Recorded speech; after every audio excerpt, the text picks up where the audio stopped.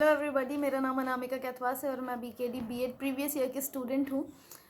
आज national youth parliament festival 2021 में हमें मौका मिला है कि हम समाज के कुछ ऐसे टॉपिक्स के बारे में चर्चा करें जिन पर युवाओं की राय लेना बहुत ज़रूरी है। मैंने जो टॉपिक चूज़ किया है वो शिक्षा नीति पर है। शिक्षा नीति किस तरीके से परिवर्तित करेगी हमारे समाज को और आने वाली एजुकेशन को।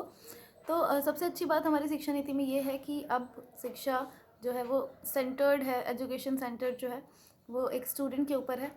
और अब तक बच्चे डरते थे स्कूल जाने में क्योंकि उनको एग्जामिनेशन से डर लगता था। अब वैसा नहीं है क्योंकि सरकार ने 5 साल जो पहले के 5 साल है उसमें बच्चों को सिर्फ खेल कूद और इन सब चीज़ों में बढ़ावा दिया है, जो कि बहुत ही ज़रूरी बात है और बहुत ही अच्छी बात है। क्लास सेकंड तक एग्जामिनेशन नहीं होंगे तो बच्चों में वो डर भी ख़त्म हो जाएगा।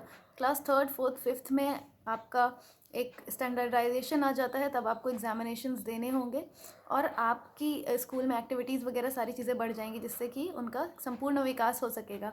आप उसको रीजनल लैंग्वेज में भी कर सकते हैं। फिर आपका आता है 6th 7th 8th। 6th 7th 8th में आप अपने स्ट्रीम चूज़ कर सकते हैं। Stream that means you can choose a subject. आप मैथ्स साइंस और आर्ट्स के साथ साथ वोकेशनल चीज़ें, आपका कंप्यूटर एजुकेशन, वो सारी चीज़ें ज़रूरी हो गई हैं। और सबसे अच्छी बात यह है कि आप एक नेशनल लैंग्वेज भी उसके साथ सीखेंगे, जो कि आपको पूरे विश्व भर में, इंडिया में पूरे में कहीं पर भी आप काम करने जाएंगे तो आप बाधाएं, जो लैंग्वेज है वो बाधा नहीं बनेगी। फिर आपका आता है कि आप 9th 10th 11th 12th, ये 4 स्टैंडर्ड्स हैं जिसमें आप कोई भी सब्जेक्ट चूज़ कर सकते हैं। बायो कर सकते हैं, मैथ्स कर सकते हैं, ज्योग्राफी कर सकते हैं। ये सारे सब्जेक्ट आप एक साथ चूज़ कर सकते हैं। तो अब जो एक हमारे पास बाउंड्रीज़ थी कि हम इस स्ट्रीम में हैं तो इस सब्जेक्ट को नहीं ले सकते, वो सारी चीज़ें ख़त्म होंगी और हम अपने लेवल को बढ़ा सकेंगे। इसमें आप फ़ॉरेन लैंग्वेज भी एक सीखेंगे, ताकि आप कहीं अगर बाहर जाते हैं कुछ तो that can be easier for you to take steps there, जो कि बहुत अच्छा है। इसमें आप तीनों ही लैंग्वेजेस को इंक्लूड कर लेंगे, आपकी एक regional, local, national and the foreign language. तो इस तरीके से ये जो एक संपूर्ण विकास है वो बच्चे का हमारे सेकेंडरी स्टेज तक हो जाएगा। फिर आता है नेशनल पॉलिसीज़ ने, जो नेशनल एजुकेशन पॉलिसीज़ ने अभी ये भी इन्वॉल्व हुआ है कि जो भी फीसेस थी, जो फ़ीस ले रहे थे स्कूल्स, वो आउट ऑफ बाउंड्रीज़ ले रहे थे। समझ नहीं आता था पेरेंट्स को कितनी फ़ीस कैसे भरें या क्या है, तो वो बच्चों की शिक्षा से कहीं ना कहीं कॉम्प्रोमाइज़ हो जा रहा था।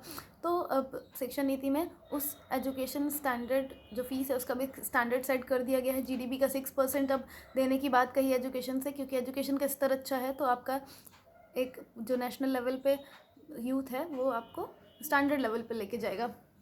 फिर आपका आता है कि अब एमफिल ख़त्म कर दिया गया है, पीएचडी 4 साल का कर दिया गया है। ये सारी शिक्षा, जो पोस्ट ग्रेजुएशन है वो आपका 1 और 2 साल का है। जो ग्रेजुएशन है वो 1 साल 2 साल 3 साल 4 साल का है।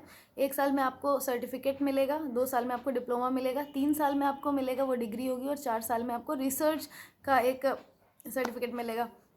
अगर आपने रिसर्च किया है तो आपका जो मास्टर्स डिग्री होगी वो सिर्फ 1 साल की होगी। अगर आपने डिग्री किया है तो मास्टर्स डिग्री आपकी 2 साल की होगी। इस तरीके से एक स्टैंडर्ड फॉर्मेट में अब लेकर आ गए हैं शिक्षा नीति को। साल वही हैं, सारी चीज़ें वही हैं, बस उसको एक स्टैंडर्ड फॉर्मेट में लेके आ गए।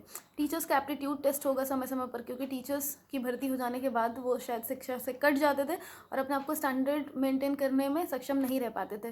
तो एक ये भी बहुत अच्छी एजुकेशन पॉलिसी में चेंज आया है और हम चाहेंगे कि ये एजुकेशन पॉलिसी जल्दी से जल्दी लागू हो और हमारे देश में शिक्षा का स्तर सुधरे। धन्यवाद।